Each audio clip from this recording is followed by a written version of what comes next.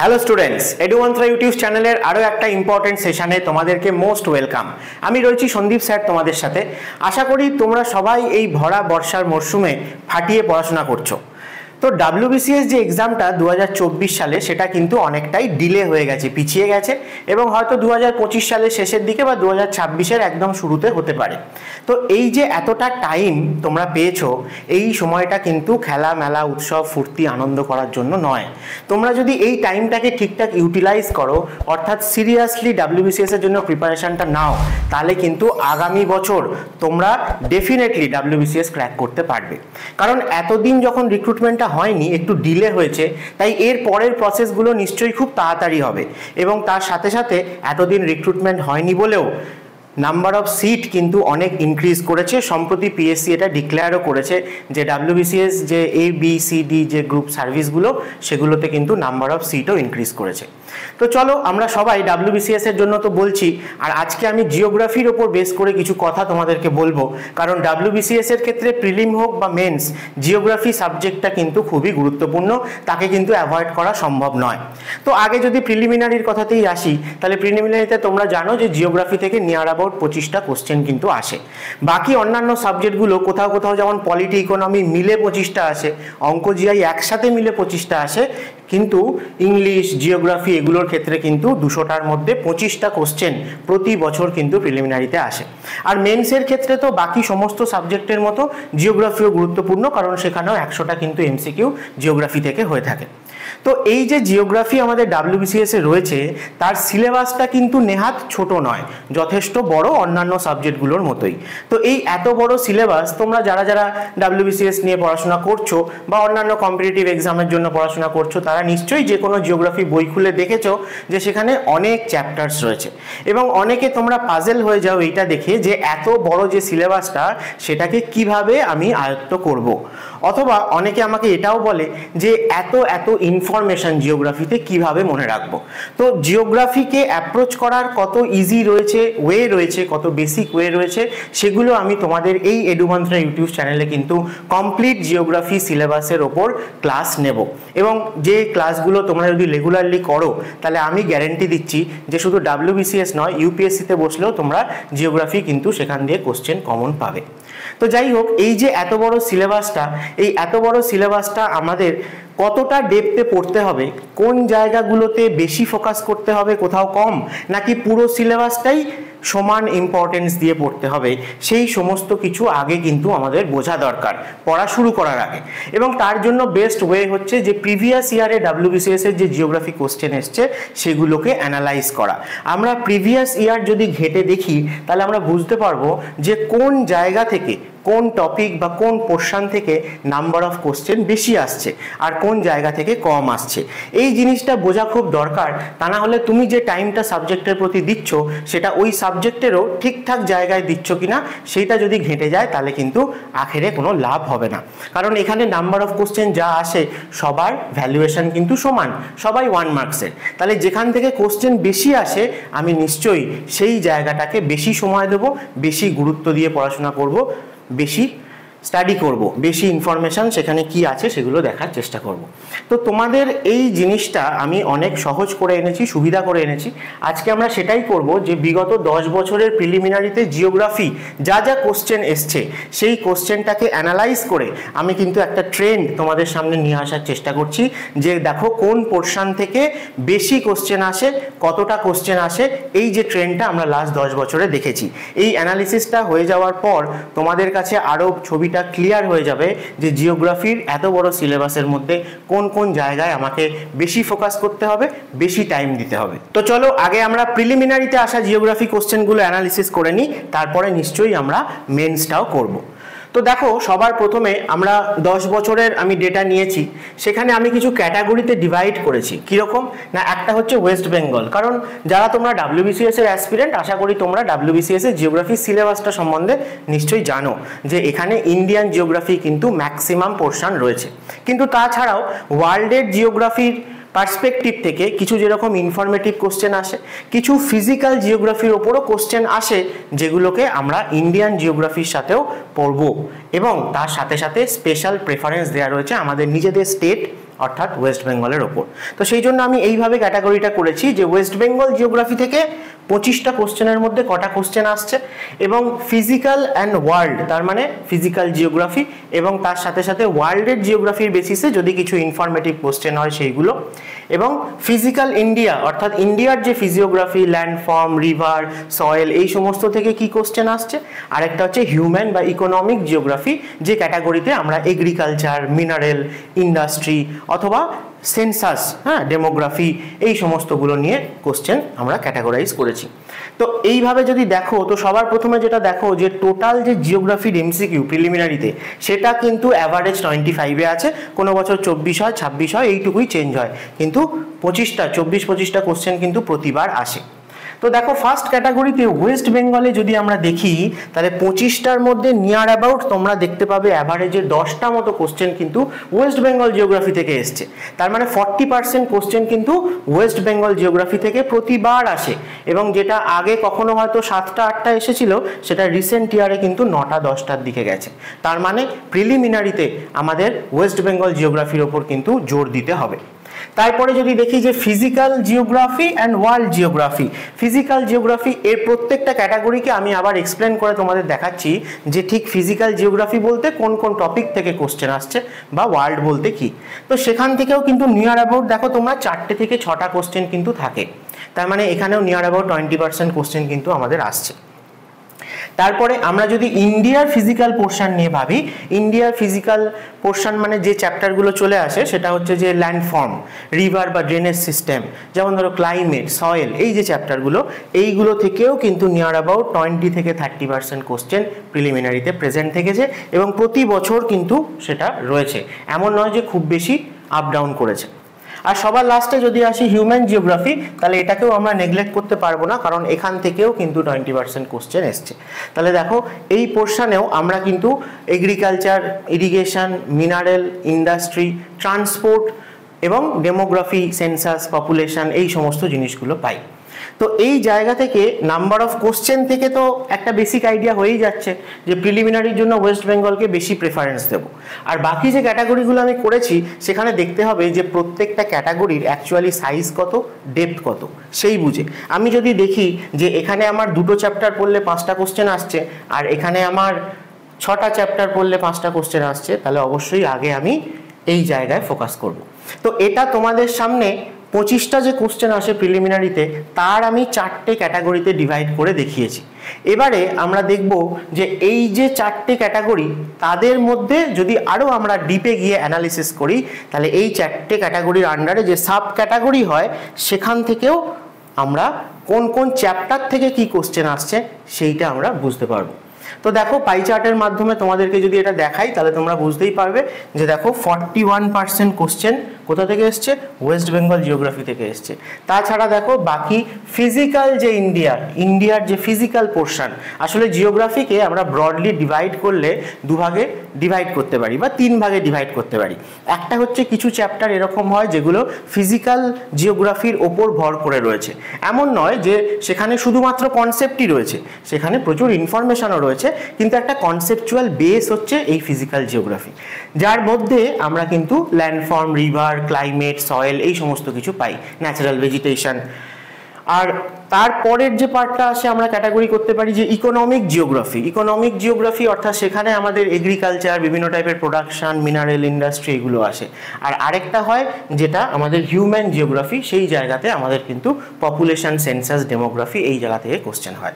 তো যাই হোক, ওয়েস্ট বেঙ্গল থেকে ম্যাক্সিমাম কোশ্চেনের পরে তোমরা দেখতেই পাচ্ছ যে ইন্ডিয়ার যে ফিজিক্যাল যে চ্যাপ্টারগুলো সেইখান থেকে 25% কোশ্চেন আসে, আর বাকি যে 2টো ক্যাটাগরি বললাম যে ফিজিক্যাল জিওগ্রাফি অ্যান্ড ওয়ার্ল্ডের কিছু ইনফরমেটিভ জিওগ্রাফি আর হিউম্যান আর ইকোনমিক জিওগ্রাফি, এই দুটো থেকে নিয়ার অ্যাবাউট 15-16% মতো কোশ্চেন এসছে। তাহলে আশা করি ছবিটা তোমাদের সামনে ক্লিয়ার হয়েছে।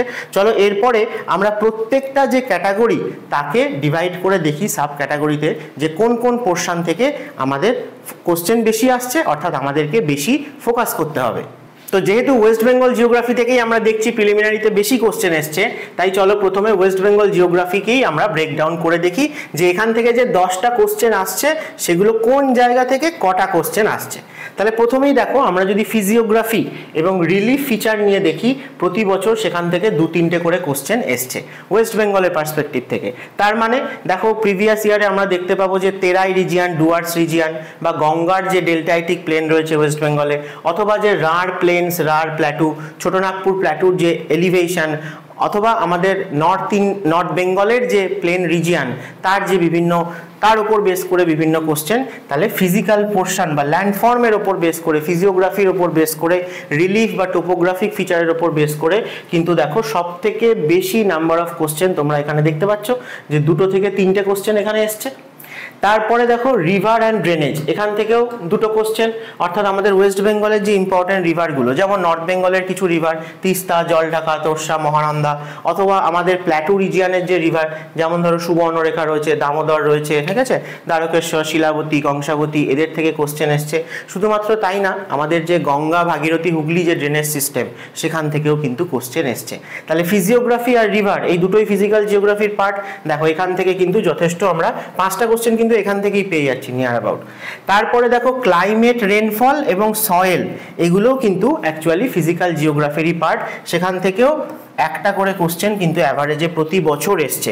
তারপর তোমরা দেখতে পাবে যে ন্যাচারাল ভেজিটেশন আর ফরেস্ট, সেখান থেকেও একটা করে কোশ্চেন এসছে। তার মানে ক্লাইমেট বলতে কি, ক্লাইমেট বলতে তোমরা জানো যে আমাদের ওয়েস্ট বেঙ্গলের ক্ষেত্রে ক্লাইমেটের বিভিন্ন যে মনসুনের যে প্যাটার্ন, কোন ডিস্ট্রিক্টে কম রেনফল হয়, কোন ডিস্ট্রিক্টে বেশি রেনফল হয়, সেই সমস্ত কিছু যে আমাদের সিজনাল যেরকম ক্লাইমেট থাকে তার উপর বেস করে বেসিক কোশ্চেন আসে। কখনো কখনো ক্লাইমেট জোনের উপর বেস করেও কিন্তু কোশ্চেন আসে। কোপেন ক্লাইমেটের একটা ব্যাপার রয়েছে, তো সেই জিনিসগুলো আরো বেশি ডেপথে আমরা মেন্সে গিয়ে পাবো। প্রিলিমিনারিতে একটু ইনফরমেটিভ কোশ্চেনই বেশি হয়ে থাকে। সয়েলের ক্ষেত্রেও আমাদের ওয়েস্ট বেঙ্গলে যে সয়েলগুলো পাওয়া যায়, আমাদের নর্থ বেঙ্গলের দিকে সয়েল একটু অ্যাসিডিক ধরনের হয়ে থাকে, অথবা ওয়েস্টার্ন রিজিয়ানে ওয়েস্ট বেঙ্গলের আমরা ল্যাটেরাইট এবং রেড সয়েল পাই, আবার গঙ্গা ডেল্টায় আমরা অ্যালুভিয়াল সয়েল পাই। সেই যে সয়েলগুলো, তাদের যে বিভিন্ন ডিভিশন, তাদের রিলেটেড যে বিভিন্ন ইনফরমেশন, সেই রিলেটেড কিন্তু কোশ্চেন হয়। নেক্সট দেখো ন্যাচারাল ভেজিটেশন অ্যান্ড ফরেস্ট, স্বাভাবিকভাবেই আমাদের নর্থ বেঙ্গলেও যেমন ডুয়ার্স রিজিয়ানে প্রচুর ফরেস্ট রয়েছে এবং ওয়াইল্ড লাইফ রয়েছে, ন্যাশনাল পার্ক, তেমনি আমাদের ওয়ার্ল্ডের লার্জেস্ট ম্যানগ্রোভ ফরেস্ট সেটা ওয়েস্ট বেঙ্গলে রয়েছে, সুন্দরবন। তাই স্বাভাবিকভাবেই তার উপর বেস করেই, এই দুটো রিজিয়ানের উপর বেস করে কিন্তু ন্যাচারাল ভেজিটেশন বা ফরেস্ট থেকে কোশ্চেন হয়। এগ্রিকালচার, স্বাভাবিকভাবেই এগ্রিকালচারাল ক্রপের দিকেও আমাদের ওয়েস্ট বেঙ্গল এগিয়ে আছে, তো সেখান থেকেও আমরা কিন্তু নিয়ার অ্যাবাউট দেখো একটা কোশ্চেন। মিনারেল রিসোর্স আর ইন্ডাস্ট্রি, সেখান থেকেও 1-2টো কোশ্চেন। ট্রান্সপোর্ট কমিউনিকেশন, আমাদের মেজর পোর্ট রয়েছে, আমাদের বাংলাদেশের সাথে অনেক স্থলবন্দর, ল্যান্ড পোর্ট রয়েছে, অথবা আমাদের ওয়েস্ট বেঙ্গলের ওপর দিয়ে অনেক highway, national highway, state highway বা এক্সপ্রেসওয়ে এগুলো পাস করছে, সেগুলো থেকে কোশ্চেন হয়। কারণ ওয়েস্ট বেঙ্গলের পজিশন এমন, তোমরা জানো যে নর্থ বেঙ্গলে এন্টার না করলে বাই ল্যান্ড আমরা নর্থ ইস্ট ইন্ডিয়ায় পৌঁছতে পারি না। তাই সেই জন্য আমাদের যে ট্রান্সপোর্ট কমিউনিকেশন, তারও কিন্তু একটা ইম্পর্টেন্স রয়েছে ওয়েস্ট বেঙ্গলে। পপুলেশন, ডেমোগ্রাফি এবং লাস্ট ক্যাটাগরি আমি দেখছিলাম যে পলিটিক্যাল ম্যাপ বেসড কোশ্চেন বা অ্যাডমিনিস্ট্রেটিভ যে ওয়েস্ট বেঙ্গলের ডিভিশন, সেই রেসপেক্টে। তো সেখানে তোমরা দেখবে যে পপুলেশন ডেমোগ্রাফি থেকে কিন্তু অ্যাভারেজে 2টো করে কোশ্চেন এসছে, অর্থাৎ ওয়েস্ট বেঙ্গল এবং তার বিভিন্ন ডিস্ট্রিক্টের ক্ষেত্রে আমরা যদি পপুলেশন ডেন্সিটি দেখি, লিটারেসি রেট দেখি, সেক্স রেশিও দেখি, ঠিক আছে, চাইল্ড সেক্স রেশিও, অথবা আমাদের যে working population, urban population, rural population, বিভিন্ন টাইপ অফ টাউন, তার যে ক্যাটাগরি রয়েছে, সেই সমস্ত জায়গা থেকে কিন্তু কোশ্চেন হয়। এবং অ্যাডমিনিস্ট্রেটিভ বা পলিটিক্যাল ম্যাপ বেসড কোশ্চেন, অর্থাৎ বিভিন্ন ডিস্ট্রিক্টের বাউন্ডারি বা আমাদের ওয়েস্ট বেঙ্গলের সাথে যে ইন্টারন্যাশনাল বাউন্ডারিগুলো রয়েছে সেগুলো রিলেটেড কোশ্চেন, বা স্টেট বাউন্ডারি রিলেটেড কোশ্চেন, অথবা বিভিন্ন হেডকোয়ার্টার, কোনো ডিস্ট্রিক্টের হেডকোয়ার্টার হতে পারে, অথবা কোনো সেন্ট্রাল রিসার্চ ইনস্টিটিউট বা এরকম কিছুরও হেডকোয়ার্টার, এরকম ধরনের কোশ্চেনও কিন্তু প্রতি বছর আসছে। তাই ওভারঅল যদি তোমরা পুরোটাকে দেখো, দেখতে পাবে যে ফিজিক্যাল জিওগ্রাফি বলতে যে পোর্শনটা বোঝায় না, সয়েল, ক্লাইমেট, ল্যান্ডফর্ম, রিভার, সেখান থেকে কিন্তু নাম্বার অফ কোশ্চেনটা বেশি আসছে। 5 থেকে 6টা কোশ্চেন কিন্তু এখানে এই জায়গা থেকে আসছে বা আরো বেশি।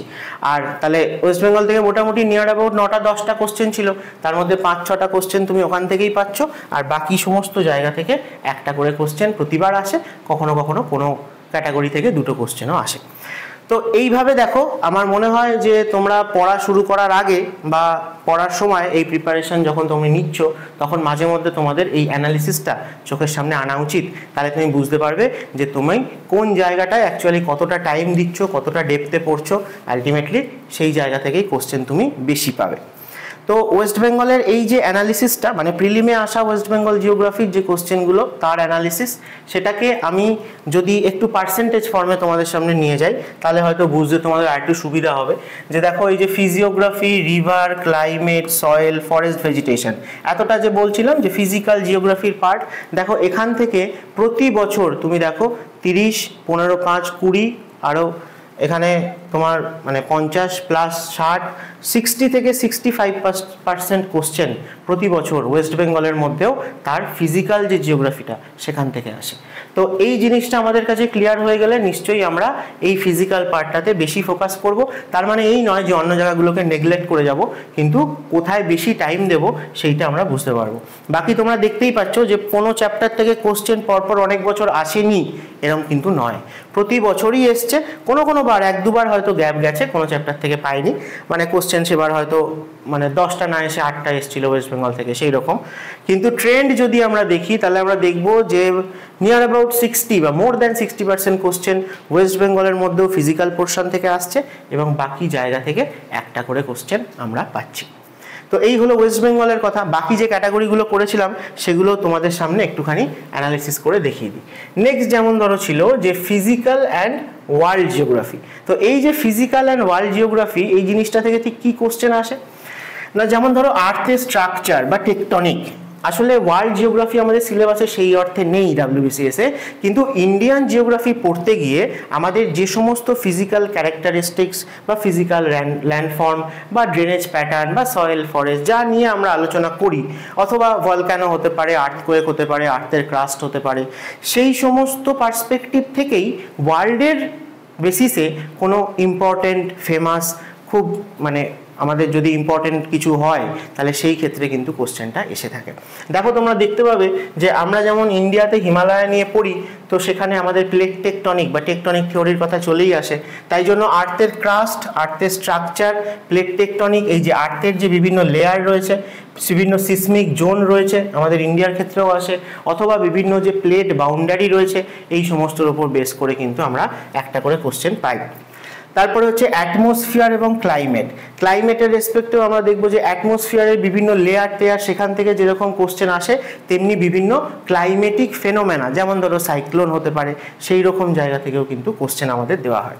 নেক্সট হচ্ছে ওশানোগ্রাফি বা জিওমরফোলজি। এই জিনিসগুলো আমাদের অতটা ডেপথে পড়তে হবে না, কিন্তু ওটাই ইন্ডিয়ার জিওগ্রাফি পড়তে পড়তে আমাদের যে যে জিনিসগুলোর হেল্প নিতে হয়, যে যে কনসেপ্টগুলো জানতে হয়, সেই জিনিসগুলোর উপর বেস করে কোশ্চেন আসে। যেমন ধরো এল নিনো, লা নিনো, এটা তো ইন্ডিয়ার ক্লাইমেটের ব্যাপার নয়, বাট ওয়ার্ল্ডের ক্লাইমেটের হলেও সেটা কিন্তু প্যাসিফিক ওশানের ফেনোমেনা হলেও ইন্ডিয়ান ক্লাইমেটে তার একটা এফেক্ট আমরা দেখতে পাই। সেরকমই ওশান কারেন্ট, বিভিন্ন টাইডাল অ্যাক্টিভিটি, এই সমস্তগুলো নিয়ে কোশ্চেন হয়। নেক্সট হচ্ছে জিওমরফোলজিও তাই, যে ল্যান্ডফর্ম, এরোশন, ওয়েদারিং, অর্থাৎ আমাদের যে মেনলি 3টে এজেন্ট রয়েছে, যেমন যেটা এরিড রিজিয়ান, সেখানে সব থেকে বেশি এরোশনে মানে এরোশনের সব থেকে স্ট্রং এজেন্টকে, সেটা হচ্ছে এয়ার বা উইন্ড। যেখানে ওয়েট রিজিয়ান সেখানে ওয়াটার বা রিভার, অথবা যেখানে গ্লেশিয়েটেড রিজিয়ান সেখানে গ্লেশিয়ার। তো এই যে মেনলি 3টে এরোশনের এজেন্ট রয়েছে, এদের মাধ্যমে এরোশনও যেমন হয়, ডিপোজিশনও হয়। তাই এদের মাধ্যমে তৈরি হওয়া বিভিন্ন এরোশনাল ল্যান্ডফর্ম এবং ডিপোজিশনাল ল্যান্ডফর্ম, তার উপর বেস করে কিন্তু কোশ্চেন আসে। এবং কেন আসে না, কারণ এই 3টে এজেন্টের মাধ্যমে তৈরি হওয়া বিভিন্ন ল্যান্ডফর্মের এক্সাম্পল আমাদের ইন্ডিয়াতেও রয়েছে। তাহলে সেই এক্সাম্পলটাই ওয়ার্ল্ডের মধ্যে বেস্ট কোথায় রয়েছে সেরকম পার্সপেক্টিভ থেকে কিন্তু কোশ্চেনগুলো হয়। নেক্সট দেখো টাইম জোন এবং ম্যাপ, এটাও একটা ইম্পর্টেন্ট জায়গা, যে ম্যাপ বেসড যে কোশ্চেন, ঠিক আছে, ম্যাপের স্কেল অনুযায়ী কোশ্চেন বা ল্যাটিটিউড লঙ্গিটিউডের উপর বেস করে টাইম জোন, ঠিক আছে, ইন্টারন্যাশনাল ডেট লাইন বা ইন্ডিয়ার সাথে জিএমটির হোক বা অন্য কোনো দেশের যে টাইম ডিফারেন্স, সেই সময়ের উপর বেস করেও কিন্তু একটা করে কোশ্চেন প্রতিবার হয়। আর রিসেন্টলি এনভায়রনমেন্ট বা ডিজাস্টার ম্যানেজমেন্ট, ন্যাচারাল হ্যাজার্ড, এই টপিকগুলোর উপর থেকে কোশ্চেন কিন্তু আস্তে আস্তে ইনক্রিজ করছে। সেই জন্য আর্থ আর্থকোয়েক হোক, ভলক্যানো হোক, বিভিন্ন আদার ন্যাচারাল ডিজাস্টার, তাদেরকে প্রিভেন্ট করার কিছু মেথড হতে পারে এবং তাদের আফটার এফেক্টে কী হতে পারে, ফ্লাড হোক বা ড্রাউট হোক, সেইগুলোর ওপর বেস করেও কিন্তু কোশ্চেন ইদানিং আসছে। বেশ, তাহলে এই ক্যাটাগরিটার পরে চলো আমরা চলে যাই যে ফিজিক্যাল জিওগ্রাফি অফ ইন্ডিয়া। এরপরে আরেকটা যে আমি ক্যাটাগরি করেছিলাম, যেই পার্ট থেকে আমরা কিন্তু আবার ওয়েস্ট বেঙ্গলের পরে সব থেকে বেশি নাম্বার অফ কোশ্চেন আমরা কিন্তু এই জায়গা থেকে পাবো। দেখো, ইন্ডিয়ার পার্সপেক্টিভ থেকে আমাদের ল্যান্ডফর্ম অর্থাৎ মাউন্টেন পাসেস যা কিছু রয়েছে আর কি, প্লেন, প্ল্যাটুজ, সেখান থেকে কোশ্চেন, রিভার এবং drainage system, drainage pattern, climate, rainfall এবং সয়েল। আর তার সাথে আমরা যদি ফরেস্টকেও ধরি বা এটাকে যদি বাদ দাও যে এনভায়রনমেন্টের পার্ট, তাহলে দেখো এখানেও ফিজিক্যাল যে পোর্শনটা জিওগ্রাফির মধ্যে, সেখান থেকেই কিন্তু নাম্বার অফ কোশ্চেন বেশি। দেখো, দুটো চারটে, 5টা 6টা কোশ্চেন তুমি 5 থেকে 6টা কোশ্চেন এখান থেকেই পেয়ে যাবে। এই ক্যাটাগরিতে আমরা দেখছিলামই যে 7 থেকে 8টা কোশ্চেন আসছে 25টার মধ্যে। তো তার মধ্যে 5 থেকে 6টা কোশ্চেন কিন্তু ইন্ডিয়ার যে ল্যান্ডফর্ম বা ইন্ডিয়ার যে ফিজিওগ্রাফি আমরা বলে থাকি, টোপোগ্রাফি, রিলিফ, অর্থাৎ এত মাউন্টেন, এত প্ল্যাটু, হ্যাঁ, প্লেন রিজিয়ান এবং মাউন্টেন রিলেটেড প্রচুর মাউন্টেন পাস রয়েছে, প্রচুর আমাদের পিক রয়েছে, ঠিক আছে। তো সেই সমস্তগুলোর ওপর বেস করে কিন্তু 2টো কোশ্চেন এক্সপেক্টেড। আবার রিভার আর ড্রেনেজ সিস্টেম, অর্থাৎ আমাদের পেনিনসুলার রিভার বা হিমালয়ান রিভার, এই যে এত ইম্পর্টেন্ট, এত বড় বড় রিভারের ড্রেনেজ বেসিন রয়েছে, তাদের ট্রিবিউটারি, তাদের রিভার সাইড টাউন, এই সমস্তগুলো থেকেও, বা কখনো তাদের ড্রেনেজ প্যাটার্ন, সেগুলো থেকেও, এবং অবশ্যই আমাদের যে ড্যাম, ঠিক আছে, ড্যাম বা মাল্টিপারপাস প্রজেক্ট, এমনকি ইন্টারলিঙ্কিং রিভার যে প্রজেক্টগুলো হচ্ছে বা বিভিন্ন ইন্টারলিঙ্কিং ক্যানেল প্রজেক্ট, সেইগুলোর উপর বেস করেও কোশ্চেন হয়। ক্লাইমেট আর রেনফল, তো মোটামুটি ওয়েস্ট বেঙ্গলের আর ইন্ডিয়ার ক্লাইমেট খুব একটা আলাদা কিছু নয়, তাই ইন্ডিয়ার ক্লাইমেটের ক্ষেত্রেও আমরা কিন্তু যে বিভিন্ন seasonal change, north India south ইন্ডিয়ার পার্সপেক্টিভ থেকে কেন সাউথ ইন্ডিয়াতে মডারেট টাইপের ক্লাইমেট পাওয়া যায়, এবং তার সাথে সাথে আমরা যদি দেখি যে বিশেষ করে মনসুন, যেহেতু আমাদের মনসুন মানে ইন্ডিয়ান মনসুন ওয়ার্ল্ডের মধ্যে খুব ফেমাস একটা ফেনোমেনা, তাই জন্য মনসুন বেসড কোশ্চেনই কিন্তু বেশি আসে। তাছাড়াও ক্লাইমেটের অন্যান্য জায়গা থেকেও কোশ্চেন আসে। এখানে আমি যেমন শুধু ইন্ডিয়ান ক্লাইমেটকে ইনক্লুড করেছি, এর আগের ক্যাটাগরিতে কিন্তু আমি ওখানেও বলছিলাম যে ক্লাইমেট থেকে এল নিনো, লা নিনা হোক বা সাইক্লোন হোক, সেখানেও কিন্তু কোশ্চেন পাবে। তাই আমরা যদি ওয়ার্ল্ড জিওগ্রাফির পার্সপেক্টিভ থেকে দেখি, তাহলে সব থেকে বেশি কিন্তু ক্লাইমেট রিলেটেড ওয়ার্ল্ড ফেনোমেনা নিয়ে কোশ্চেন বেশি আসে রাদার দ্যান ফিজিওগ্রাফি বা রিভার সেইগুলো। আচ্ছা, বাকি ধরো সয়েল, ফরেস্ট, ন্যাশনাল পার্ক এবং মিনারেল রিসোর্স, এই জায়গা থেকেও কিন্তু প্রতিবার একটা করে কোশ্চেন আসছে। তোমরা জানো যে ইন্ডিয়াতে 8 টাইপের মোটামুটি সয়েল ক্যাটাগরি রয়েছে, প্রত্যেকটা সয়েলের ক্যারেক্টারিস্টিক, কোথায় কি পাওয়া যায়, কোন এগ্রিকালচার কোন সয়েলে ভালো হয়ে থাকে, সেই সমস্ত কিছু, ফার্টিলিটি বা এদের কম্পোজিশন নিয়ে কোশ্চেন। আবার ফরেস্টের মধ্যে তুমি যদি যাও, তাহলে আমাদের ইন্ডিয়াতে বিভিন্ন জায়গায় বিভিন্ন টাইপের ন্যাচারাল ভেজিটেশন পাওয়া যায়, কোথাও এভারগ্রিন, কোথাও ময়েস্ট ডেসিডুয়াস, ড্রাই ডেসিডুয়াস, আবার ইন্ডিয়াতে ডেজার্টও পাওয়া যায়, ম্যানগ্রোভও প্রচুর পাওয়া যায়। তাহলে সেই সমস্ত জিনিসপত্র নিয়ে যেমন কোশ্চেন আসে ফরেস্ট, তার সাথে সাথে আমাদের এত যে national park, wild life sanctuary, biosphere reserve, biodiversity hotspot, এত কিছু রয়েছে, রামসার সাইট, সেখান থেকেও কিন্তু প্রতিবার কোশ্চেন আসে। এবং ইন্ডিয়া মোটামুটিভাবে আমরা মিনারেল রিচ বলতে পারি, ছোটনাগপুর প্ল্যাটু বা আমাদের ডেকান প্ল্যাটু, তো সেই সমস্ত জায়গা থেকে যে প্রচুর মিনারেল পাওয়া যায় বা যেগুলো প্রোডাকশানে ইন্ডিয়া ওয়ার্ল্ডের মধ্যে প্রথম দিকে র্যাঙ্কে রয়েছে, সেই সমস্তগুলো নিয়ে কোশ্চেন আসে। এবং আমাদের সব থেকে মানে ফেমাস কোনো একটা মিনারেলের ক্ষেত্রে তার সব থেকে বড় মাইন বা কোন স্টেট সব থেকে বেশি প্রোডাকশান করে, এই সমস্ত কোশ্চেনও কিন্তু আমরা পাবো। তো এই জায়গা থেকে কোশ্চেন অ্যাভারেজ একটা করে, আর ফিজিক্যাল পার্ট থেকে কিন্তু দেখো যে দুটো এরকম, ক্লাইমেট থেকে দুটো, রিভার থেকে দুটো, ফিজিওগ্রাফি থেকে দুটো, এরকম কোশ্চেন আসবে। তার মানে প্রত্যেকটা জায়গাতেই আমরা দেখছি যে ফিজিক্যাল পার্টটার উপরে আমাদের একটু বেশি ফোকাস করতে হবে। আর ফিজিক্যাল পার্টটার একটা কনসেপ্ট রয়েছে, ইনফরমেশনও প্রচুর রয়েছে, কিন্তু এই ফিজিক্যাল পার্টের কনসেপ্টটা যদি আমাদের কাছে ক্লিয়ার হয়, তাহলে আমরা কিন্তু বাকি যে ইকোনমিক জিওগ্রাফি বা হিউম্যান জিওগ্রাফি, সেটাকে খুব ইজিলি কিন্তু এর ওপরে অ্যাডজাস্ট করতে পারি, কোপ আপ করতে পারি, ঠিক আছে। তো যাই হোক, যেভাবে আমি তোমাদেরকে গোটা জিওগ্রাফিটা পড়াবো WBCS এর জন্য, তোমরা যদি সবকটা সেশন করো, মানে আমার সাথে সঙ্গে থাকো, তাহলে আমি গ্যারেন্টি নিচ্ছি যে তোমরা সবাই সবকটা কোশ্চেন কমন পাবে WBCS প্রিলিমিনারিতে জিওগ্রাফির থেকে। আচ্ছা, নেক্সট চলো লাস্ট ক্যাটাগরি যেটা ছিল হিউম্যান অ্যান্ড ইকোনমিক জিওগ্রাফি। এখানেও তুমি দেখতে পাবে যে অ্যাভারেজে একটা করে কোশ্চেন কিন্তু প্রতি জায়গা থেকে আসে। প্রথম কথা হচ্ছে পপুলেশন, সেন্সাস, ডেমোগ্রাফি, এখানে দেখো একটা থেকে দুটো কোশ্চেন এসছে। আর দেখো এগ্রিকালচার ক্রপ থেকে একটা থেকে দুটো কোশ্চেন এসছে। ইন্ডাস্ট্রি এবং ইন্ডাস্ট্রিয়াল রিজিয়ন থেকেও দুটো কোশ্চেন এসছে। তার মানে হিউম্যান আর ইকোনমিক জিওগ্রাফির মধ্যেও আমরা কিন্তু population, census, agriculture, crop, irrigation, নতুন মেথডোলজি যাই হোক সেইগুলো, এবং তার সাথে ইন্ডাস্ট্রি, বিভিন্ন টাইপের ইন্ডাস্ট্রি আছে, রিনিউয়েবল, নন রিনিউয়েবল, ঠিক আছে, তো সেইগুলোর ওপর, বা ইন্ডাস্ট্রিয়াল বিভিন্ন রিজিয়ন, ঠিক আছে, ইন্ডাস্ট্রিয়াল বিভিন্ন হাব, এই সমস্তগুলো নিয়ে কিন্তু আমাদের পড়াশোনা করতে হবে এই পোর্শনটা থেকে। আর বাকি এনার্জি রিসোর্স, ট্রান্সপোর্ট, কমিউনিকেশন, এদের থেকেও একটা করে কোশ্চেন আসে। এনার্জি রিসোর্স বলতে তুমি বলতে পারো যে ক্রুড অয়েল হতে পারে, অথবা আমাদের যে রিনিউয়েবল এনার্জিগুলো এখন আস্তে আস্তে আমরা ডেভেলপ করার চেষ্টা করছি, সেগুলোর বেসিসে কোশ্চেন কিন্তু এক্সপেক্টেড। দেখো সোলার এনার্জি, উইন্ড এনার্জি, বা Jio thermal energy, ocean thermal energy, wave energy, এই যে নন রিনিউয়েবল রিনিউয়েবল যে এনার্জিগুলো, বা নিউক্লিয়ার এনার্জি, হ্যাঁ, বিভিন্ন নিউক্লিয়ার পাওয়ার প্ল্যান্ট, তাদের উপর বেস করেও কিন্তু কোশ্চেন আসে। ট্রান্সপোর্ট থেকে দেখো হাইওয়ে, রেলওয়ে, মানে আমাদের তিনটে টাইপের ট্রান্সপোর্ট রয়েছে। এয়ারওয়েজ থেকেও কোশ্চেন আসে, ঠিক আছে। আমাদের যে বিভিন্ন মেজর পোর্টগুলো রয়েছে, 13টা মেজর পোর্ট রয়েছে ইন্ডিয়ায়, তাদের উপর বেস করে কোশ্চেন আসে। এবং আমাদের যে বিভিন্ন মানে রোড প্রজেক্ট, এটাতে আমাদের কমিউনিকেশন ইন্ডিয়ার লাস্ট ডিকেডেও যথেষ্ট বেশি ডেভেলপ করেছে, কমিউনিকেশন আরও ফাস্ট হয়েছে।